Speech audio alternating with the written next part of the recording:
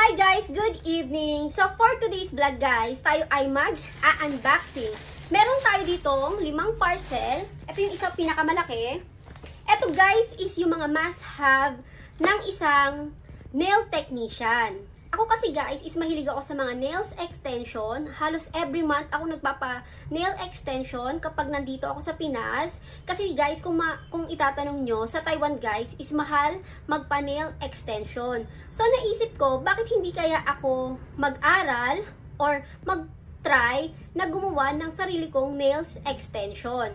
So ayan nga guys, bago tayo magsisimulang mag-training or gumawa ng nail extension, kailangan muna natin ng mga materials. Ano-ano nga ba yung mga must-have materials na kailangan ng isang beginner sa pag-nail extension? So, ayan guys, i-unbox ko sa inyo itong mga na-order ko online. Ito guys ay hindi pa kumpleto. Sobrang dami ko pang kulang. And talagang inuna ko muna yung mga kakailanganin ko talaga agad-agad para makapagsimula akong makapag-aral sa pag-nail extension.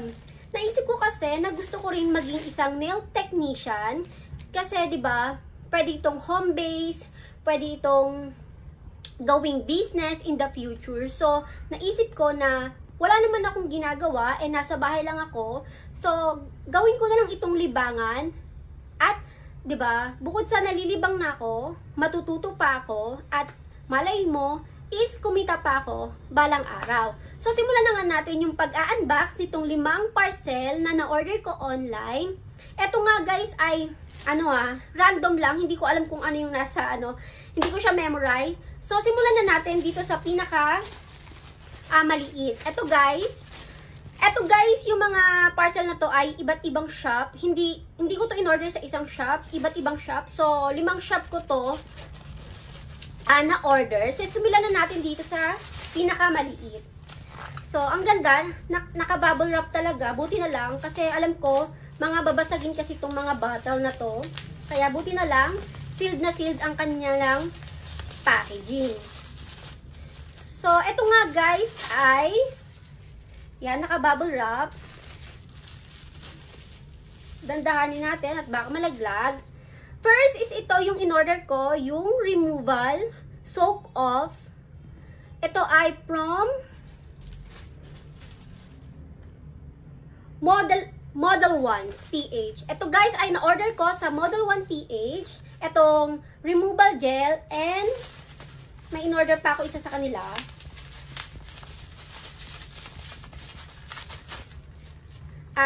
Model 1's base coat and top coat. Ayan guys. Sa kanila, nag-order din ako nito sa kanila kasi based sa aking research is maganda yung quality ng kanilang base coat and top coat. Kaya, and also affordable din guys. Syempre, kung nagsisimula din kayong sa pag-nail tech or sa pag-nail extension, mas okay na bumili muna tayo ng mga affordable product kasi para hindi rin tayo makagastos ng mahal. And eto na nga guys yung loob. Meron itong base coat, meron itong top coat, and meron itong matte coat. So, 3-in-1 na siya guys sa isang box.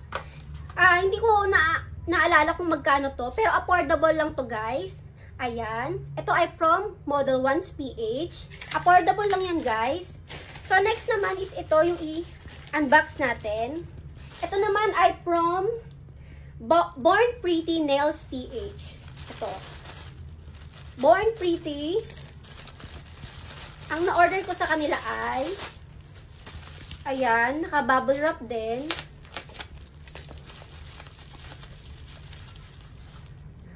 Umorder ako sa kanila ng non-stick hand extension nail gel. Ayan. Ito yung mga pwedeng pang-emboss, ganyan.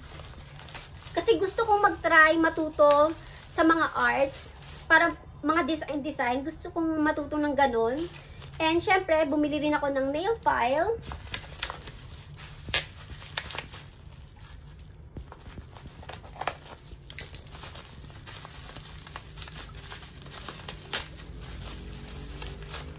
Ayan. Bumili din pala ako sa Born Pretty ng nail prep dehydrator. acid-free, and primer kit. Ito guys ay 2-in-1 na siya. May dehydrator and primer kit. Ito guys ay must-have sa pag-nail extension. Itong dalawang to. Ito yung unang-unang nilalagay bago gamitin yung base coat. So, ayan.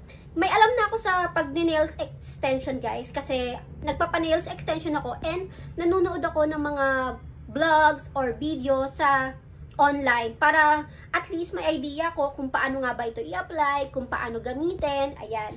So, next naman is ito, ang i-unbox natin. Ito yung pangatlong parcel, guys. Medyo mabigat. Hindi ko alam kung ano to. Ito naman, guys, ay from Juicy EPH. Ayan. Ang na-order ko sa kanila ay ayan. Ito nga pala, guys, ay Bond yung brand niya. Ito ay, alam ko, gel polish to eh. Yung set nilang gel polish. Hindi ako bumili ng isang set na parang yung madami kasi ang mahal niya guys. Eh, syempre, beginners pa lang tayo. Doon pa lang tayo sa ano, kung saan tayo makakamura. Tatry muna natin. If maganda, saka tayo o-order nung madami. So, ito nga pala guys yung loob niya. Ang hirap buksan.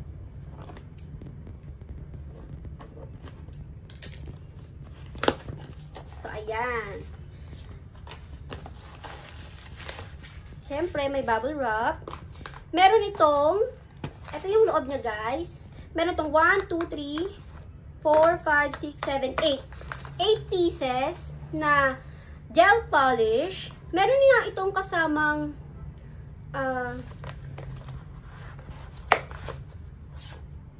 UV gel polish.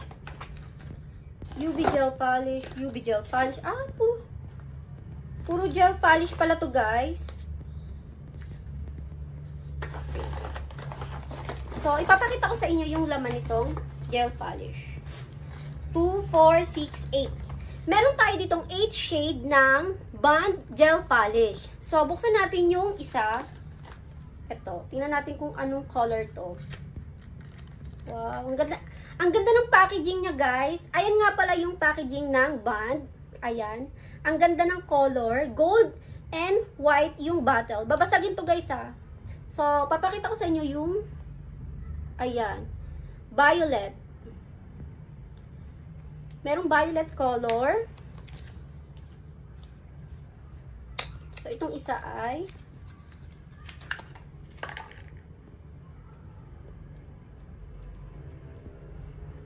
pink. Ayan. Gusto ko yan. I think magagamit ko yung color na to. And, eto pa. Meron ditong 6 different colors. So, hindi ko na i-unbox sa inyo kasi tatagal. Ang next naman nating bubuksan ay ito. Ilalas natin itong pinaka-malaki.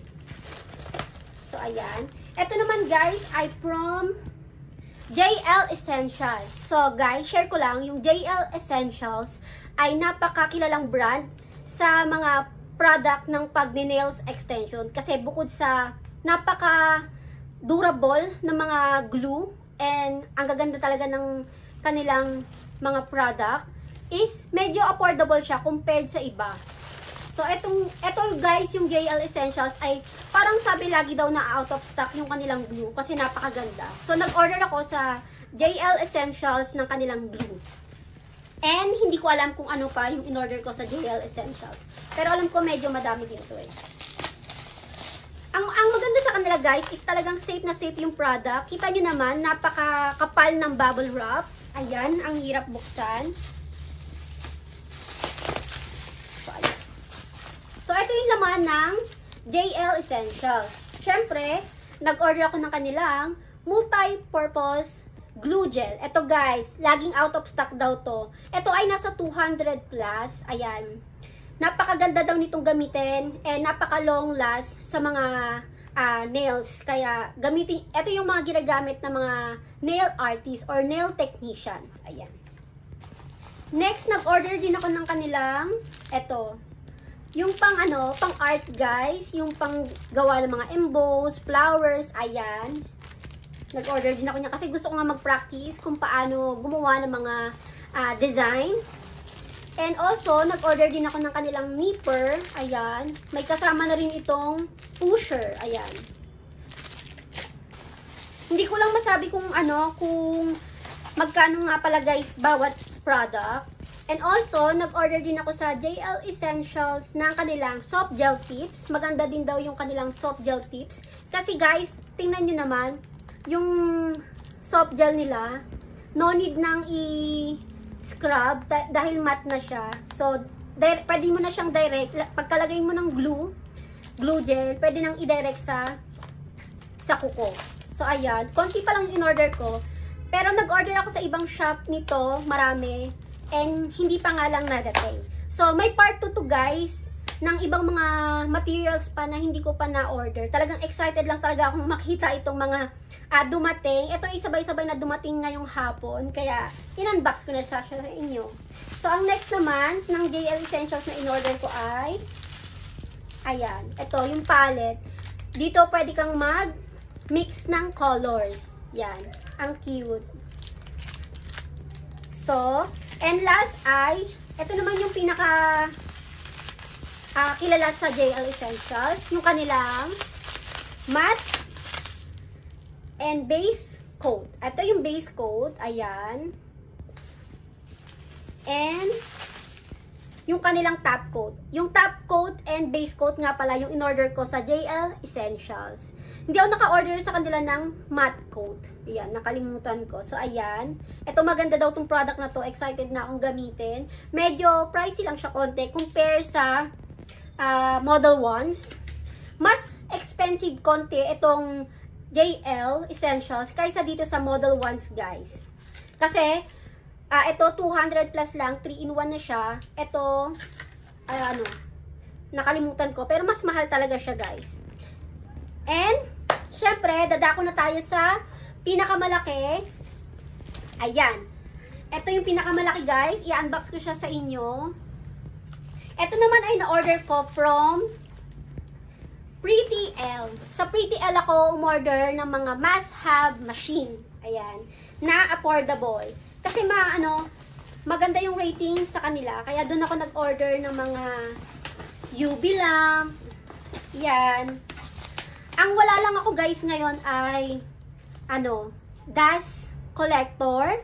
Wala akong UV lamp. Ay, table lamp. Yun, wala ako. Pero meron akong UV lamp guys.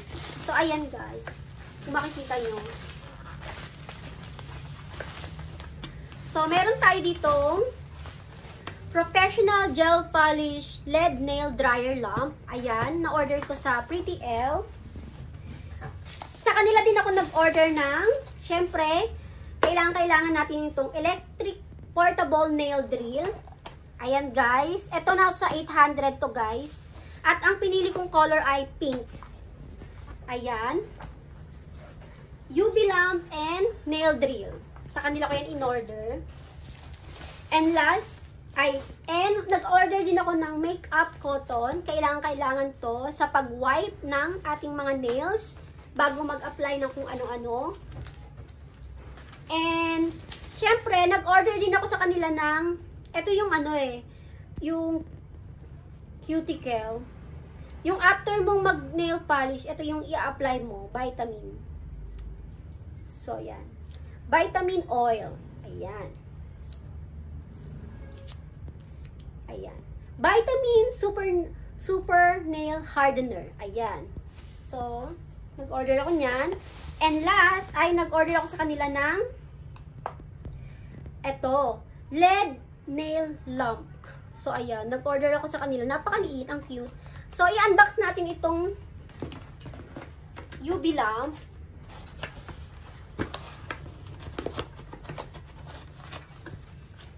Ayan, guys.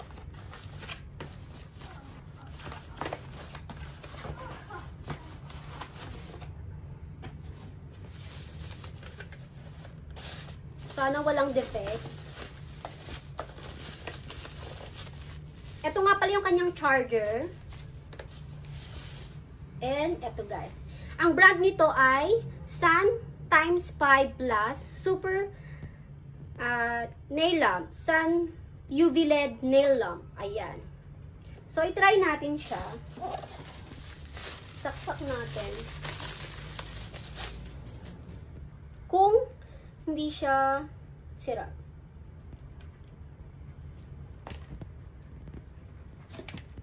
So, ayan. Kalat ko dito ah. Buti na lang wala si Johan.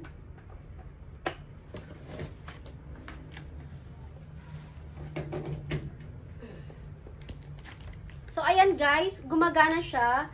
Meron siyang 10 seconds, 30, 60, to 99 seconds. So, papakita ko sa inyo. Pindutin natin yung 10 seconds. Ay, nahugot. So, ayan. Nagana naman siya guys. Nakikita nyo, may number siya. And mainit talaga siya. 2, 1. So, ayan. So, okay naman. Perfect. Walang sira. Walang damage. Ang next naman natin, ang kalat ko dito, ang next naman natin na i-unbox itong nail drill. Ito guys ay kailangan ng isang nail tech. Pero, if ever na hindi mo pa naman afford, pwede naman na wala ka munang nail drill guys.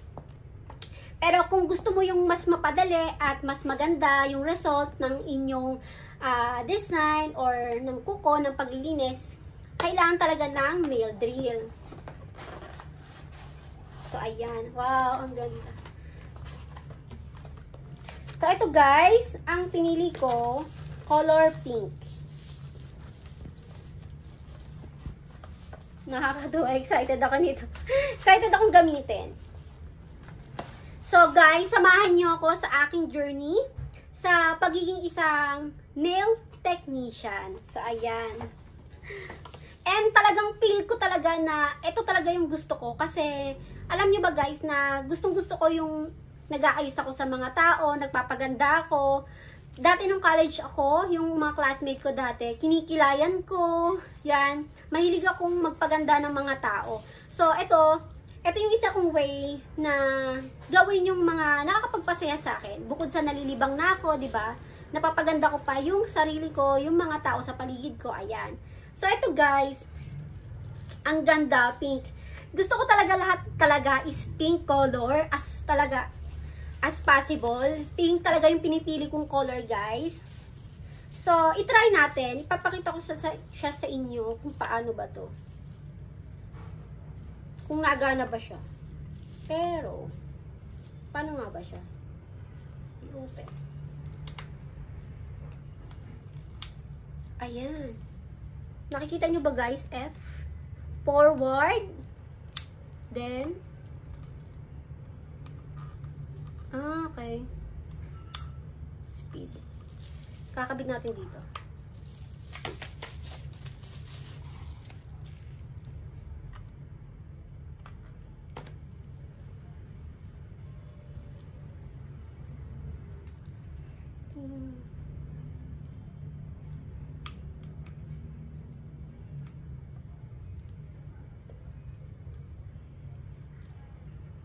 Ayan guys. Kung maririnig nyo, may kakatakot. Tatakot pa akong gamitin. So, ayan. Meron din pala itong kasamang cover. Ganito ba to? Ayan. Ang cute.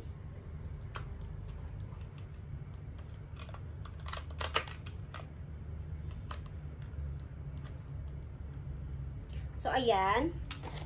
Meron itong kasamang manual, guys, ha. So, huwag kayong mag-alala kung hindi nyo pa alam. And ito naman, yung kasama sa nail drill, ay ang kanyang charger. Meron siyang charger, guys. And also, yung mga nail drill. Ayan. May kasama yan, guys. Isang set na siya. Worth 800 pesos to, guys. Isang set na. Napakaganda. Gumagana siya, in fairness. Walang damage. Ang saya. So, magagamit ko na siya tomorrow. At ang unang-una kong pagpapraktisan ay ang aking mother. So, ayan na guys, yung aking mga na-unbox lahat ng mga materials na kailangan ng isang beginner sa pag-nail extension. So, yan. hope may naitulong ako sa mga katulad kong gustong magsimula bilang isang nail technician. And guys nga pala, share ko lang na nag-enroll sa isang training center sa pagiging isang nail technician. At nag-enroll ako sa Nails Corner Training Center. Ayan, na-search ko lang sila sa FB. But nakita ko sila sa TikTok and talagang nire-recommend din sila ng mga kilalang nail technician dito sa Philippines. Ayan, kasi napakagaling at napaka-affordable daw ng training center nila. So, nag-enroll talaga ako at nag-down payment na ako. Nag-aantay na lang ako ng araw ng aking session. So, while nag-aantay ako, magte-train muna ako sa mama ko, sa kapatid ko, sa mga pamangkin ko. Gagawin ko muna sila ng kanilang mga nails extension. Syempre, ito try ko muna din sa sarili ko, di ba? At papagpaparaktisan ko para maging isang magaling akong nail technician. So, yun lang guys, yung aking vlog for today. So, hope to see you soon. And please, don't hesitate to comment, like, and share. Pakiclick na rin yung notification bell para lagi kayong updated. And i-upload ko dito is more on sa aking journey sa pagiging isang beginner sa pag-nail extension or sa pagiging isang nail technician in the future. Kasi gusto ko maging nail technician sa Taiwan. So, ayun guys. So, yun lang. Bye-bye!